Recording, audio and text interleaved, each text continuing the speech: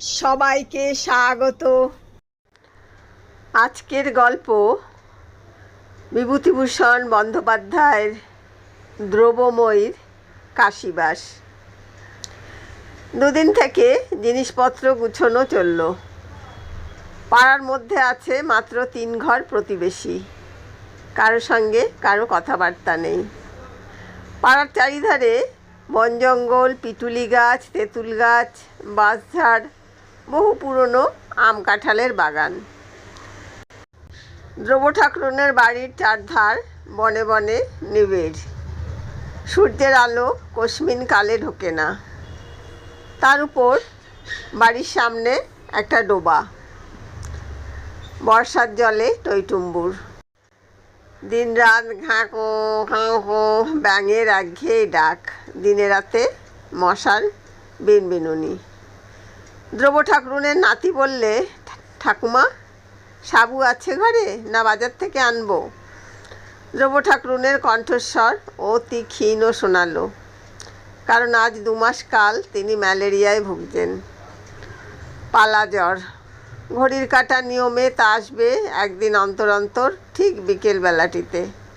দ্রব্য ঠাকরুন পুরনো কাঁথা লেপ চাপা দিয়ে শুয়ে পড়বেন, উয়া করবেন, জ্বরের ধমকে ভুল বকবেন।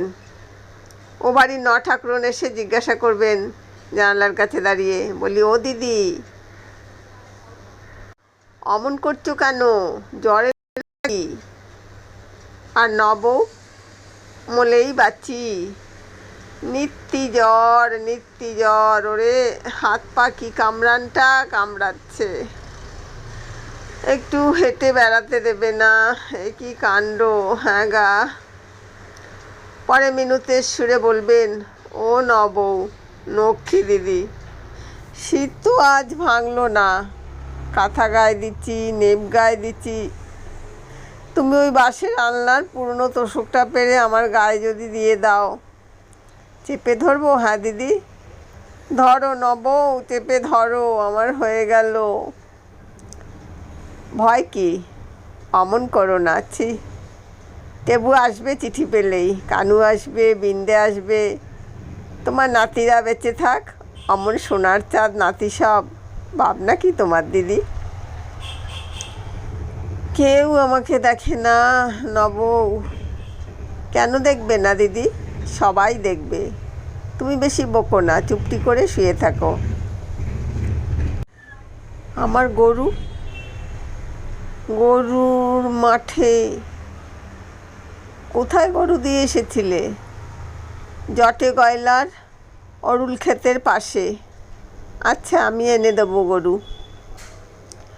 আমারও গরু রয়েছে জটে গোয়ালার জমির কাছেই। তুমি শুয়ে থাকো।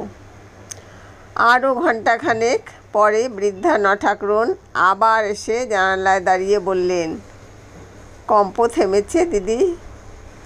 ক্ষীণ স্বরে লেপ কাঁথা ছেঁড়া স্তূপের মধ্য থেকে জবাব এলো, আমার গরু তো। কোনো ভয় নেই, সে আমি এনেছি। কম্প থেমেছে? সারা বর্ষা দ্রব্যময়ী এমনি ম্যালেরিয়ায় ভোগেন। তার বড় নাতি শ্রীশচন্দ্র ওরফে টেবু কাজ করে ইছাপুরে বন্দুকের কারখানায়। মেজ নাতি পাকশিতে ইবি, আর এ ছোটো নাতি ওদিকে যেন কোথায় থাকে। বড় নাতি ছাড়া অন্য দুটি অবিবাহিত। বড় নাতির আবার একটি ছেলে হয়েছে। আজ বছর 5-6 আগে নাতি ছেলে বউ নিয়ে বাড়ি এসে দিন 7 ছিল। নাতবউ মনোরমা হুগলি জেলার মেয়ে। সেখানে এসে নাক সিটকে থাকে।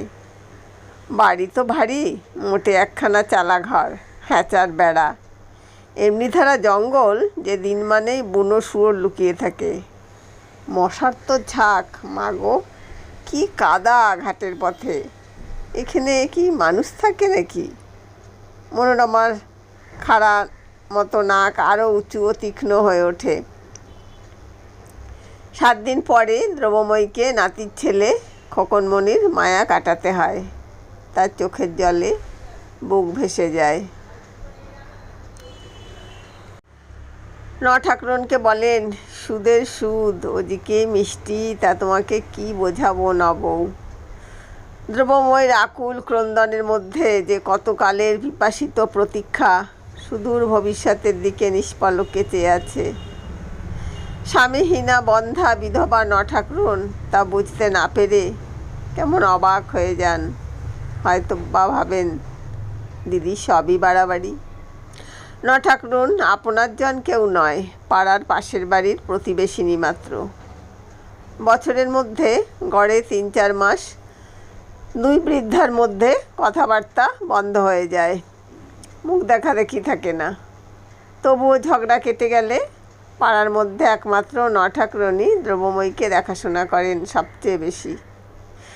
জ্বরে শয্যাশায়ী হয়ে থাকলে তার গরুটাও নিজের গরু দুটোর সঙ্গে মাঠে বেঁধে দিয়ে আসেন।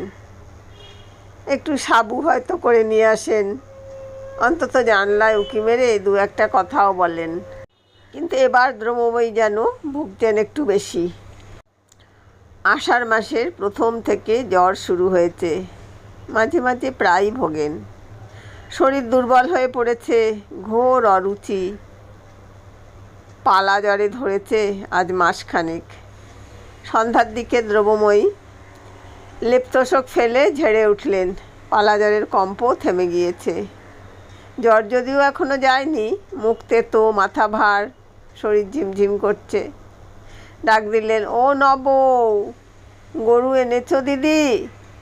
2-3 বার ডাকের পর নঠাকরুন উত্তর দিলেন, কে ডাকে দিদি? ঠেলে উঠেছ? বলি, আমার গরুরও কি এনেছো মাঠ থেকে?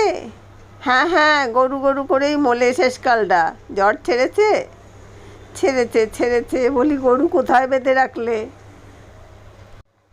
গোয়ালে গো, গোয়ালে। খেপলে যে গরু গরু করে। কেরোসিন তেল একটা টেমিতে একটুখানি ছিল, দ্রব্য ঠাকুরন টেমিটা জ্বালালেন।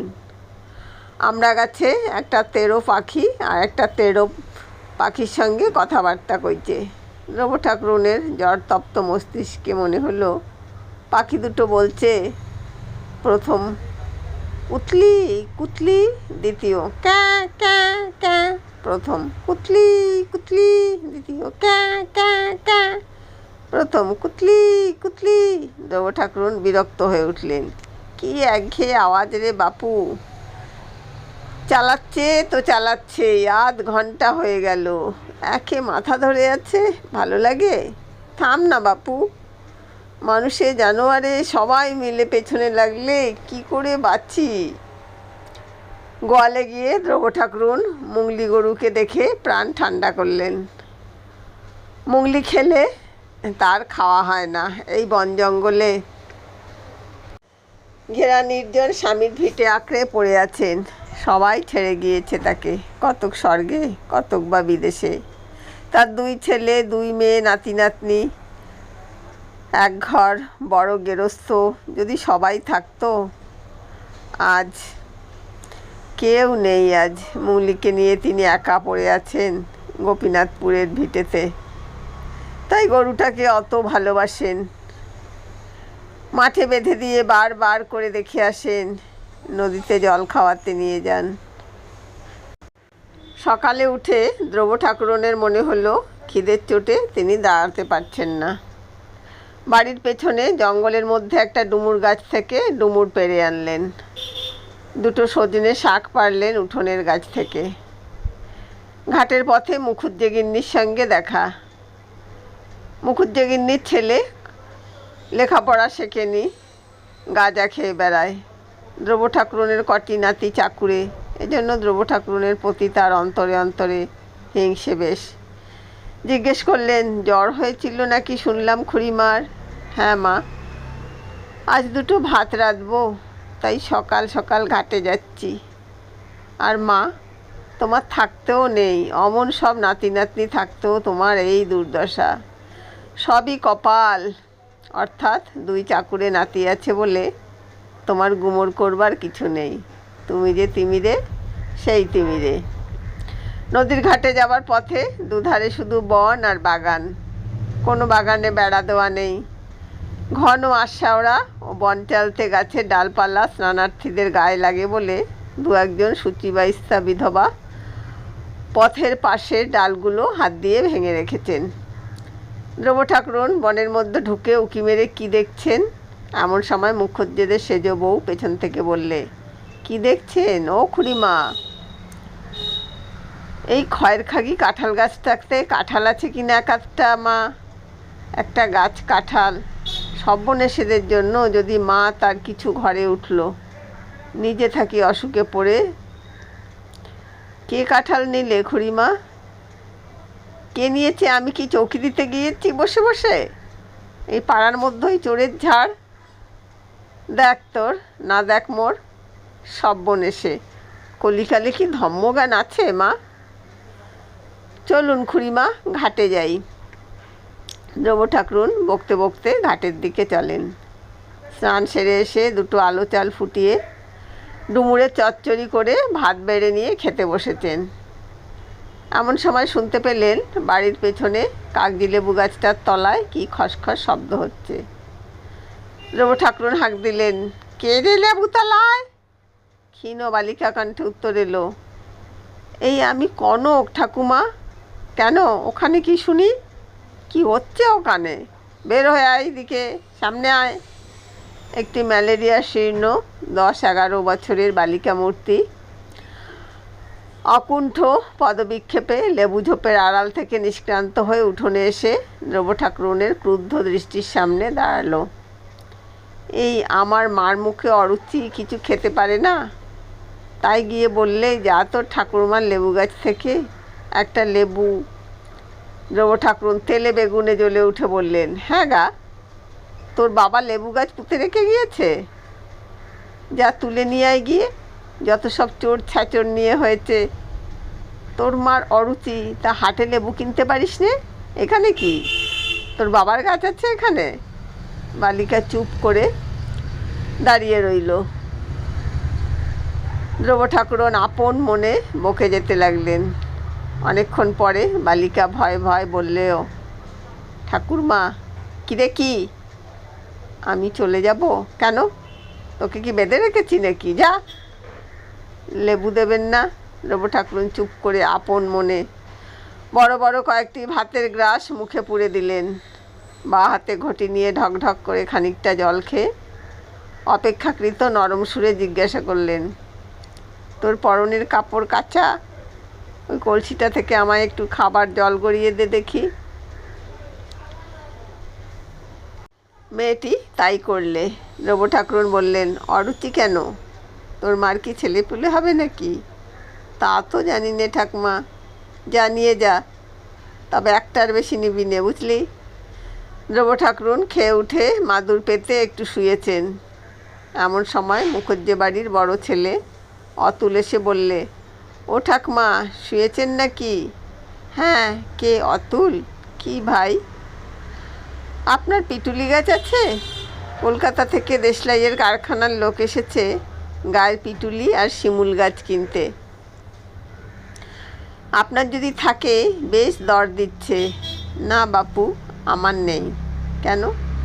আপনার বাড়ির পেছনে হরিরায় দারুণ জঙ্গলে তো বেশ বড় বড় পিটুলি গাছ আছে। না, আমি বেচবো না। আসলে ধ্রুব ঠাকুরনের গাছপালার ওপর বড় মায়া। স্বামীর আমলে যা কিছু যৎসামান্য জমি জমা, তা প্রায় জঙ্গলাবৃত এবং বড় বড় বাজে গাছে ভর্তি। জ্বালানি কাঠ হিসেবে বিক্রি করলেও এ কয়লার দুর্মূল্যতার দিনে 2 পয়সা পাওয়া যায়, কিন্তু গাছের একটা ডাল কাটতেও তার মায়া। না খেয়ে কষ্ট পাবেন, তবুও গাছ বিক্রির কথা তুলতেও দেবেন না। একজনই শুয়োপোকা লাগাতে সে ডুমুর পাতা পাড়তে এসেছিল, কারণ ডুমুর পাতা দিয়ে শুয়ো লাগা জায়গাটা ঘষলে শুয়ো ঝরে যায়। কিন্তু ধ্রুব ঠাকুরন তাকে ডুমুর পাতা পাড়তে দেননি। হয়তো এটা অতিরঞ্জিত গল্প মাত্র, তবে এর দ্বারা তার মনের অবস্থা অনেকটা বোঝা যাবে। বৈকালের দিকে ধ্রুব ঠাকুরন বেশ ভালোই বোধ করলেন। পাড়ার এক প্রান্তে জঙ্গলে ঘেরা বাড়ি, বড় কেউ এদিকে বেড়াতে আসে না। এক ঠাকুরন ছাড়া কেউ উঁকি মেরে বড় একটা দেখে না। ধ্রুব ঠাকুরন কিন্তু লোকজন, আড্ডা, মজলিস প্রভৃতি ভালোই বাসেন। কেউ এসে গল্প করে, এটা তার খুবই ইচ্ছে। কিন্তু ওবেলা সেই বালিকাটি ছাড়া বিকেলে আর কেউ এলো না। সেও এসেছে নিজের স্বার্থে। ঠাকুরমা, একটা লেবু দেবেন? কেন রে, কেন? ওবেলার লেবু ওবেলা ফুরিয়েছে, এবেলা একটা দরকার। মা বললে, আচ্ছা আয়, উঠে বস একটু। বালিকাটি অনিচ্ছা সত্ত্বেও এসে বসে, নয়তো লেবু পাওয়া যায় না। বুড়ির কাছে বসতে তার ইচ্ছা হয় না। তার সমবয়সী বালিকারা রায়পাড়ার পুকুর ধারে এতক্ষণ ফুল তোলাতুলি খেলা আরম্ভ করে দিয়েছে। তার প্রাণ রয়েছে সেখানে পড়ে। কিন্তু দ্রব্য ঠাকুরনের নিঃসঙ্গ মন যাকে আঁকড়ে ধরতে চায় এই নির্জল বৈকাল বেলাটিতে, তবুও দুটো কথা বলবার লোক তো বটে। দ্রব্য ঠাকুরন আপন মনেই বকে চলেছেন নাত বউয়ের মন্দ ব্যবহারের কথা, নাতির ছেলে খোকনের অলৌকিক গুণাবলী, ছোট নাতি পরেশ তাকে কীরকম ভালোবাসে। এই ধরনের নানা কথা শুনতে শুনতে ক্ষুদ্র শ্রোতাটির হাই ওঠে। সে করুণ সুরে বলে ওঠে, ঠাকুমা, মা সাবু চড়িয়ে আমায় বললেন লেবু নিয়ে আয়। বেলা গেল। হ্যাঁ, হচ্ছে, তারপর শোন না, মা বকবে, লেবু নইলে সাবু খেতে পারবে না। আচ্ছা শোন, তারপর খোকনমণি সেই পেয়ারা তো খাবেই, কিছুতেই ছাড়ে না, ওর মাও দেবে না। বড্ড হেজলদাগরা মেয়ে ওর মা। আমি বলি, বউ চাচ্ছে খেতে, এক টুকরো ওকে দাও। তা আমায় বললে, আপনি চুপ করে থাকুন, আপনি কি বোঝেন ছেলে মেয়ে মানুষ করার? একালের মা অন্য রকম, আপনাদের সেকাল গিয়েছে। আমি জানি না ছেলে মেয়ে মানুষ করতে। তবে তুই তোর বর পেলি কোথা থেকে রে, আবাগের বেটি? আমি এবার যাই ঠাকুমা, লেবু একটা। আচ্ছা তা যা, নিয়ে একটা লেবু। শুনলি তো সব কাণ্ডখানা? দিদি শাশুড়ি বড় মন্দ। এমন সময় বাড়ির বাইরে একখানা গরুর গাড়ির শব্দ শোনা গেল। খুকি কৌতূহলে চোখ বড় বড় করে বললে, ঠাকুমা, কে যেন এলো গাড়ি করে, তোমার ওই তুততলায় গাড়ি দাঁড়ালো। বলতে বলতে দ্রব্য ঠাকুরনের মেজ নাতি নীরজচন্দ্র দুটি ভারী মোট দু হাতে ঝুলিয়ে বাড়ি ঢুকে ডাক দিল, ও ঠাকুমা। দ্রব্য ধর্মড় করে উঠে দাঁড়িয়ে একগাল হেসে বললেন, কানু, আয় আয়, ভালো আছিস? কানু এসে মোট নামিয়ে পিতামহীকে প্রণাম করলে। বালিকাটির দিকে চেয়ে বললে, এ হরিকাকার মেয়ে কনক না? ও কত বড় হয়ে গিয়েছে। ভালো আছিস কনকি? নে দাঁড়া, একখানা গজা নিয়ে যা। পুটলি খুলে মেয়েটির হাতে একখানা বড় গজা দিতে সে নিঃশব্দে হাসি মুখে হাত পেতে নিয়ে দাঁড়িয়ে রইল। বড় মোটটার মধ্যে আরও কী জিনিস আছে দেখবার আগ্রহে। তাদের বাড়িতে এমন কেউ নেই যে বিদেশে চাকরি করে। নিতান্তই অল্পবিত্ত গৃহস্থের সংসার। চাকুরে বাবুরা বাড়ি আসবার সময় কী কী অপূর্ব জিনিস না জানি নিয়ে আসে। দ্রব্য ঠাকুরন জিজ্ঞেস করলেন, তারপর কি মনে করে? হঠাৎ যে বুড়িকে মনে পড়েছে তাহলে? বাবা, সারা আষাঢ় মাস অসুখে ভুগে ভুগে, তাই এখনও কি সেরেছি? এমন একটা লোক নেই যে এক ঘটি জল এগিয়ে দেয়। ওই নবউ ছিল তাই। এত চিঠি দিলুম, না এলো টেবু, না এলো বিন্দে, না এলে তুমি। সন্ধ্যের পর ঠাকুরন খবর পেয়ে ছুটে এলেন। গ্রামের ছেলে, জন্মাতে দেখেছেন। অনেক দিন পর দেখে খুব খুশি। কুশল প্রশ্নাদি জিজ্ঞেস করার পর বললেন, হ্যাঁ কানু, তা তোমরা সোনার চাঁদ সব নাতি থাকতে বুড়ি এখানে বেঘরে মারা যাবে? পালা জ্বরে ধরেছে, এই আজ ভালো আছে, কাল এমন সময় লেপ কাঁথা মুড়ি দিয়ে পড়বে। কে দেখে, কে শোনে? তার উপরে আবার গরু। একটা বিহিত করে যাও যা হয়, নইলে। কানু বললে, সেসবের জন্যই তো আশা। চিঠি পেয়েছি অনেক দিন, সাহেব ছুটি দিতে চায় না, পরের চাকরি, তাই দেরি হলো। দ্রব্য ঠাকুরন বললেন, ভালো কথা। ও নবউ, দুখানা গজা নিয়ে যাও, জল খেয়েও। কানু এনেছে আমার জন্য। তাও যেমন পাগল, আমার কি দাঁত আছে যে গজা খাবো? নিয়ে যাও নবউ। তা দাও দুখানা, নিয়ে যাই। ভালোটা মন্দটায় পাড়া গায়ে তো চোখেই দেখতে পাই নে দিদি। বেঁচে থাক তোমার সোনার চাঁদ নাতিরা। তোমার ভাবনাটা কিসের? বিশেষ করে কানুর মতো ছেলে নেই এ গায়ে। আমি যা বলবো তা মুখের ওপরেই বলবো বাপু, বলে নবউ দুখানার জায়গায় চারখানা গজা হাতে খুশি মনে বাড়ির দিকে চললেন। নাতি ঠাকুরমার পরামর্শ হলো রাত্রে কানু এক মতলব ফেদে এসেছে, ঠাকুরমাকে সে কাশি নিয়ে গিয়ে রেখে আসবে। তার একজন কে বন্ধুর মা কাশিতে থাকেন, সেই একই বাড়িতে ঠাকুমাকে রাখবে। পরদিন সকালে নবউ শুনে খুব খুশি। অমন সব নাতি থাকতে ভাবনা কি, তীর্থধর্ম করার সময়ই তো এই। তার যদি আর ছেলেটাও বেঁচে থাকতো। আজ প্রায় ৪৫ বছর পূর্বে ৭ মাস বয়সে ঠাকুরনের ছেলে মারা গিয়েছে। সেই প্রথম, সেই শেষ। তার আর ছেলে পুলে হয়নি। যাবার দিন ধ্রুব ঠাকুরন প্রিয় মুঙ্গলি গরুটার ভার দিয়ে গেলেন নবউকে। বারবার মাথার দিব্যি দিলেন মুঙ্গলিকে যেন যত্ন করা হয়। বললেন, ও গরু তোমারই হয়ে গেল নবউ, আমায় আশীর্বাদ করো যেন কাশিতে হাড় কখানা রাখতে পারি, নাতিদের ঘাড়ের বোঝা যেন নেমে যায়।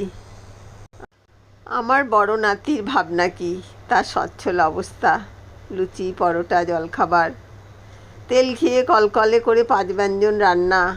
আমি বুড়ি হয়েছি, ওদের সংসারে সেকেলে মতের লোকের জায়গা আর হয় না এখন।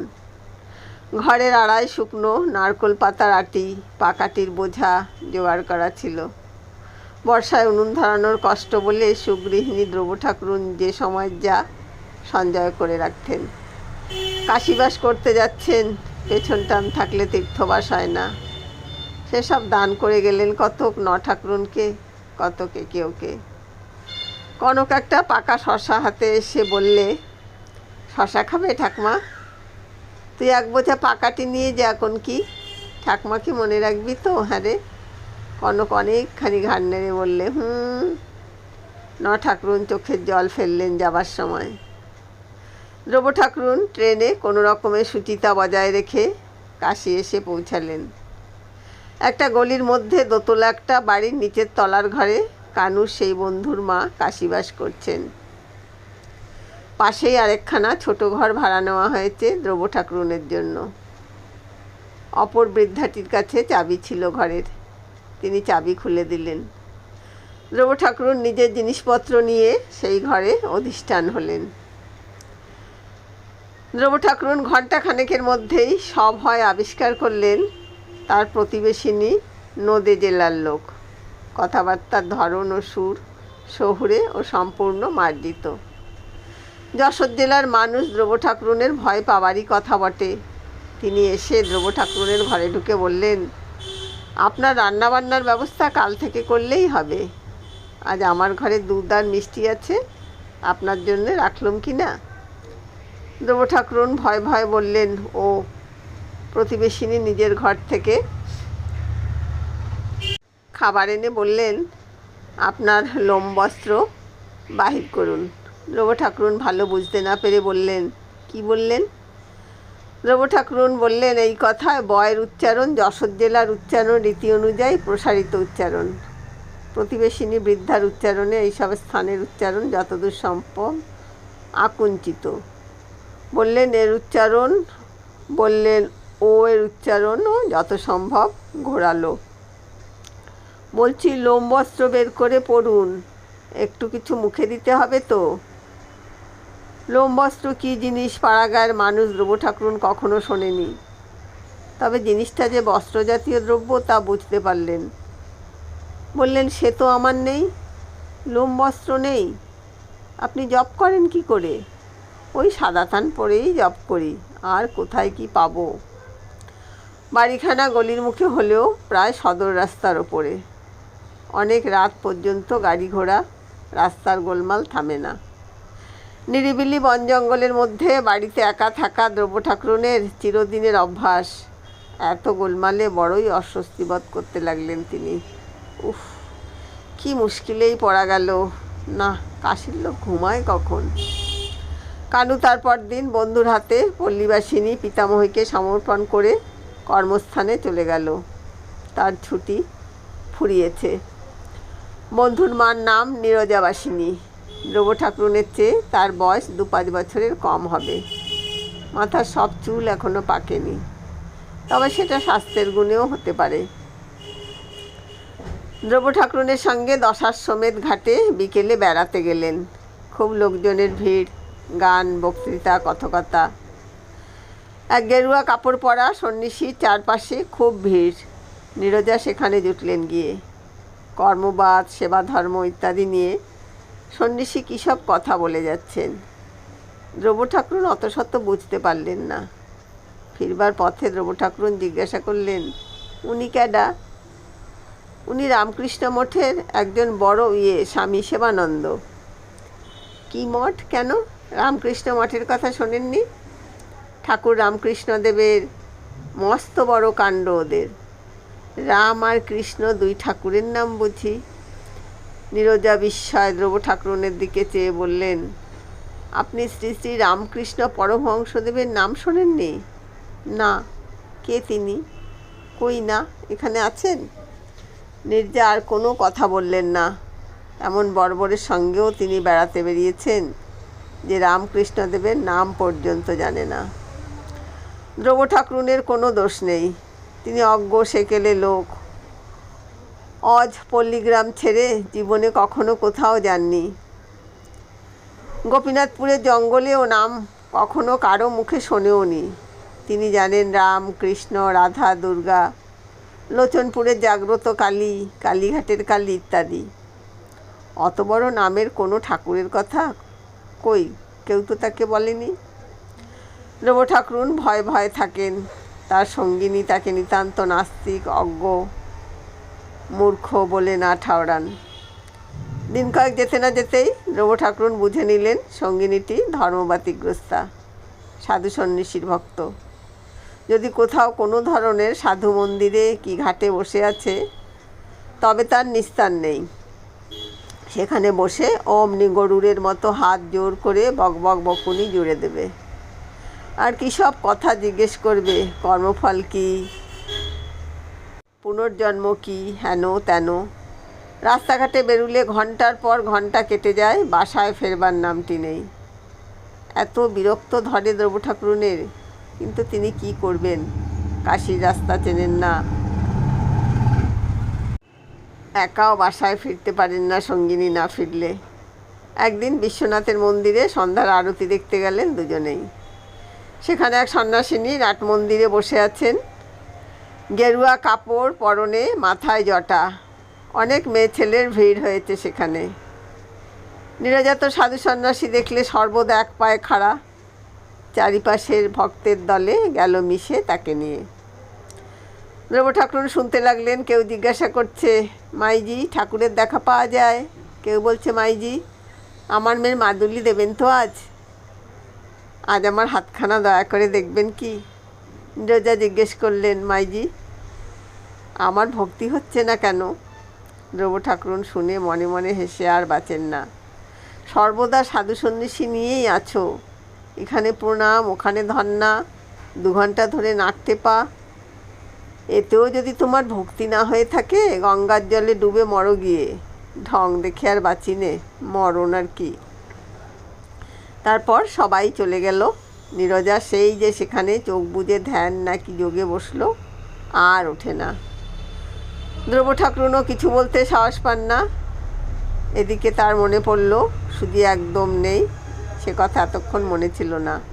এত রাত হয়ে গেল, কোথায় বা সুজি কেনা হবে? রাত্রে একটু মোহনভোগ খাওয়া, তাও আজ ধর্মের ভিড়ে বুঝিবা হয় না। বসে বসে ধ্রুব ঠাকুরুন বিরক্ত হয়ে উঠলেন। মন্দির থেকে মেয়েরা প্রায় সব চলে গিয়েছে। এদেশি লোক যারা হিন্দি মিন্দি বলে, তাদের দলই যাচ্ছে আসছে। কি জানি ওদের কথা তিনি কিছুই বুঝতেও পারেন না, বলতেও পারেন না। আজ মাস 3 গ্রাম থেকে এসেছেন। বেশ শীত পড়ে গিয়েছে কাশিতে। মঙ্গলি গরুটার কথা এত করেও আজকাল মনে পড়ছে। শীতের রাত্রে পাছে কষ্ট হয় বলে তিনি গোয়ালে আগুন করে রাখতেন। তার গাছটাতে খুব ডুমুর হয়েছে নিশ্চয়ই। কে জানে একটা গাছ ডুমুর কারা খাচ্ছে। কম ডুমুর হয় গাছটাতে? আহা, নবও কি মুঙ্গলিকে অত যত্ন করছে তার মতো? তিনি যে পেটের মেয়ের মতো ওকে, না, তার চোখে জল এসে পড়ে। আজই এতকাল পরে নবউয়ের পত্র এসেছে দেশ থেকে, তাই বেশি করে মনে পড়ছে দেশের কথা। নবউ লিখেছে মুঙ্গলি ভালো আছে, শিগগির বাছুর হবে। তার বাড়ির দাওয়ায় খুঁটি না বদলালে নয়। কানু বা বিন্দেকে যেন চিঠি লেখা হয় সেজন্য। নীরজা দীর্ঘ নিঃশ্বাস ফেলে ধ্যান ভঙ্গ করে উঠে দাঁড়িয়ে বললেন, দিদি চলো যাই। সত্যি কি পবিত্র স্থান না? ইচ্ছে হয় না যে আবার সংসারে ফিরে যাই, রাধি খাই। ধ্রুব ঠাকুর মনে মনে বললেন, মরো না এখানে শুকিয়ে হতে দিয়ে। কে মাথা দিব্যি দিয়েছে রাধে খেতে? নীরজা বললেন, করণ্যেষ্টা অভ্যেস করছি কি না, প্রায় হয়ে এলো। দ্রব্যময় নীরব। মাগিটা পাগল নাকি? কী সব বলে বোঝাও যায় না। রাত দুপুর বাজলো, বাবা এখন বাসায় চলো দেখি। বাসায় এসেও কি তাই নিস্তার আছে? নিজেরা ডাকবেন তার ঘর থেকে। দিদি ঘুমোলেন না কেন? নির্বিকল্প সমাধি না হওয়া পর্যন্ত আমার মনে শান্তি পাচ্ছি নে, পাবও না। দেহ কী জন্যে দিদি? ঘুমোবার জন্য নয়, আরামেরও নয়, শুধু নিজের কাজ করে যাওয়ার জন্য। দিন কিনে নাও, শুধু দিন কিনে নাও। ধ্রুব ঠাকুরের পিত্তি জ্বলে গেল। কিনগে যা দিন মাগি, যদি তোর পয়সা থাকে। রাত্রিরে একটু ঘুমোতে দে অন্তত। শীতকাল এসে গেল। কানু বড়দিনের ছুটিতে একবার কাশি এসে পিতামহীর সঙ্গে দেখা করে গেল। ধ্রুব ঠাকুরন তাকে বললেন, কানু ভাই, অন্য একটা বাসা পাওয়া যায় না? কানু বিস্মিত হয়ে বললেন, কেন? এখানে কি হলো? সত্যের মা রয়েছেন, এই তো সবচেয়ে ভালো। ও মাগি পাগল। পাগল? সে কি? না বাবু, বেজায় ধর্মিষ্ঠি। অত ধর্মিষ্ঠি আমার পোষাবে না। আমাকে তুই সরিয়ে নিয়ে যা। কানু কথাটা হেসে উড়িয়ে দিলে। ঠাকুরমার যেমন কাণ্ড। বললে, আচ্ছা ঠাকুমা, শেষ বয়সে কাশিবাস করতে এলে না হয় তুমিও হও একটু ধর্মিষ্ঠি। হ্যাঁ, উনি ওই রকমই বটে। সত্য বলছিল, মা কিছুতেই দেশে থাকতে চান না। এই গত বৈশাখ মাসে সত্যের ছোট ভাইয়ের বিয়ে গেল। ওর ছোট ছেলের ওকে কত চিঠিপত্তর, কত অনুরোধ, কিছুতেই গেলেন না। বললেন যে মায়া একবার কাটিয়েছেন, তাতে আর জড়িয়ে পড়তে চান না। ছোট ছেলে টেলিগ্রাম পর্যন্ত করলে, কোনো ফল হলো না। ধ্রুব ঠাকুরন অবাক হয়ে বললেন, বলিস কি রে কানু, সত্যি? মিথ্যে বলছি তোমার কাছে ঠাকুমা? আমায় এখান থেকে তুই সরিয়ে দে ভাই। ছি, আচ্ছা তুমি অত নাস্তিক কেন ঠাকুমা? ওর সঙ্গে থেকে একটু ধর্ম শেখো না। চিরকালই বিষয় আর সংসার নিয়েই তো কাটালে। হাঁপ লেগে মরে যাব যে এখানে থাকলে। আবার ওই সব নাস্তিকের মতো কথাবার্তা। ঠাকুমা তুমি কি? শীত কেটে গ্রীষ্ম এলো, চলেও গেল। আবার আষাঢ় মাসের প্রথম। দেশের খবর নেই অনেক দিন। ঠাকুরনের চিঠি আগে আগে আসতো। গত 3-4 মাস তাও বন্ধ। কথায় কথা একদিন নীরজাকে কথাটা বলেই ফেললেন, দেশে কি আছে আপনার? শুনেছি সেখানে থাকে না কেউ। বাড়িটা, গাছটা, পালাটা। দিদি এখনও ওইসবের মায়া? বিশ্বনাথের পাদপদ্মে মন সমর্পণ করুন, সব বন্ধন ঘুচে যাবে। কেউ কিছু নয়, কিছু নয়, একমাত্র তিনিই সত্যি। বলে নীরজা চোখ কপালে তুলে ওপরের দিকে চেয়ে রইলেন। ধ্রুব ঠাকুরন তাড়াতাড়ি বলে উঠলেন, ওই যা, দাঁড়াও, কড়ার দুধটুকু বুঝি বেড়ালে খেয়ে গেল? না, বেড়ালের জ্বালায় যত বা বেড়াল তত বা বাদর। অমন গামছাখানা সেদিন। দিদি আজ আমার সঙ্গে চলুন। কেদারঘাটে কাশীখণ্ডের ব্যাখ্যা করবেন উপিন কত্থক। শোনবার জিনিস। কাশীতে এসে কাশীখণ্ড শুনতে হয়। আমার শরীর ভালো, নাচ থাক, তুমি যাও। নীরজা নাছোড়বান্দা অবশেষে নিয়ে গেলেন ধ্রুব ঠাকুরনকে। কেদারঘাটে এর আগেও 2-3 বার ধ্রুব গিয়েছেন সত্যর মার সঙ্গেই। ওপরের ডানার চওড়া চাতালের একপাশে ফর্সা রোগামতো কথক ঠাকুর কথকথা শুরু করেছেন। তাকে ঘিরে বাঙালি মেয়ে পুরুষের ভিড়, পুরুষের চেয়ে মেয়ে অনেক বেশি। সত্যের মা জিজ্ঞাসা করলেন, দিদি প্রণামী কিছু এনেছেন তো? তা তো বলল না, আনিনি। 8 আনার কম দেওয়াও যায় না। আচ্ছা, আপনারটা আমি দিয়ে দেবো এখন। আমার 8 আনা না দিয়ে 4 আনা বরং দাও। নাতিরা ক টাকা বা পাঠায়? এখানে যা দেবেন দিদি পরকালের জন্য তোলা রইল। বর্ষার গঙ্গায় ঢল নেমেছে। কেদারঘাটের সামনের নদীতে কাদের বড় একটা বজরা ভেসে চলেছে। 2-3খানা পানশিতে সুসজ্জিত নরনারী নদী ভ্রমণে বার হয়েছে। রামনগরের দিকে সূর্য অস্ত যাচ্ছে। উঁচু বাড়ির ছাদের কার্নিশে তরল সোনার মতো ঝিলমিল করছে রাঙা রোদ। কথক ঠাকুর সুকণ্ঠে গান ধরেছেন, কাশী সকল তীর্থর সার। মৃত্যুর সময় মণিকর্ণিকার ঘাটে স্বয়ং শিবনাথ কানে মন্ত্র দেন মানুষের। দিদি ঘুমোলেন না কেন? নির্বিকল্প সমাধি না হওয়া পর্যন্ত আমার মনে শান্তি পাচ্ছি নে, পাবও না। দেহ কী জন্যে দিদি? ঘুমোবার জন্য নয়, আরামেরও নয়, শুধু নিজের কাজ করে যাওয়ার জন্য। দিন কিনে নাও, শুধু দিন কিনে নাও। রবু ঠাকুরের পিত্তি জ্বলে গেল। কিনগে যা দিন মাগি, যদি তোর পয়সা থাকে। রাত্রিরে একটু ঘুমোতে দে অন্তত। শীতকাল এসে গেল। কানু বড়দিনের ছুটিতে একবার কাশি এসে পিতামহীর সঙ্গে দেখা করে গেল। ধ্রুব ঠাকুরন তাকে বললেন, কানু ভাই, অন্য একটা বাসা পাওয়া যায় না? কানু বিস্মিত হয়ে বললেন, কেন? এখানে কি হলো? সত্যের মা রয়েছেন, এই তো সবচেয়ে ভালো। ও মাগি পাগল। পাগল? সে কি? না বাবু, বেজায় ধর্মিষ্ঠি। অত ধর্মিষ্ঠি আমার পোষাবে না। আমাকে তুই সরিয়ে নিয়ে যা। কানু কথাটা হেসে উড়িয়ে দিলে। ঠাকুরমার যেমন কাণ্ড। বললে, আচ্ছা ঠাকুমা, শেষ বয়সে কাশিবাস করতে এলে না হয় তুমিও হও একটু ধর্মিষ্ঠি। হ্যাঁ, উনি ওই রকমই বটে। সত্য বলছিল, মা কিছুতেই দেশে থাকতে চান না। এই গত বৈশাখ মাসে সত্যের ছোট ভাইয়ের বিয়ে গেল। ওর ছোট ছেলের ওকে কত চিঠিপত্তর, কত অনুরোধ, কিছুতেই গেলেন না। বললেন যে মায়া একবার কাটিয়েছেন, তাতে আর জড়িয়ে পড়তে চান না। ছোট ছেলে টেলিগ্রাম পর্যন্ত করলে, কোনো ফল হলো না। ধ্রুব ঠাকুরন অবাক হয়ে বললেন, বলিস কি রে কানু, সত্যি? মিথ্যে বলছি তোমার কাছে ঠাকুমা? আমায় এখান থেকে তুই সরিয়ে দে ভাই। ছি। আচ্ছা, তুমি অত নাস্তিক কেন ঠাকুমা? ওর সঙ্গে থেকে একটু ধর্ম শেখো না। চিরকালই বিষয় আর সংসার নিয়েই তো কাটালে। হাঁপ লেগে মরে যাব যে এখানে থাকলে। আবার ওই সব নাস্তিকের মতো কথাবার্তা। ঠাকুমা তুমি কি? শীত কেটে গ্রীষ্ম এলো, চলেও গেল। আবার আষাঢ় মাসের প্রথম।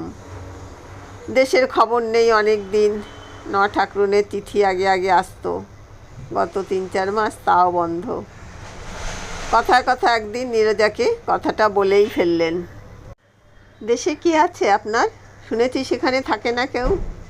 বাড়িটা, গাছটা, পালাটা। দিদি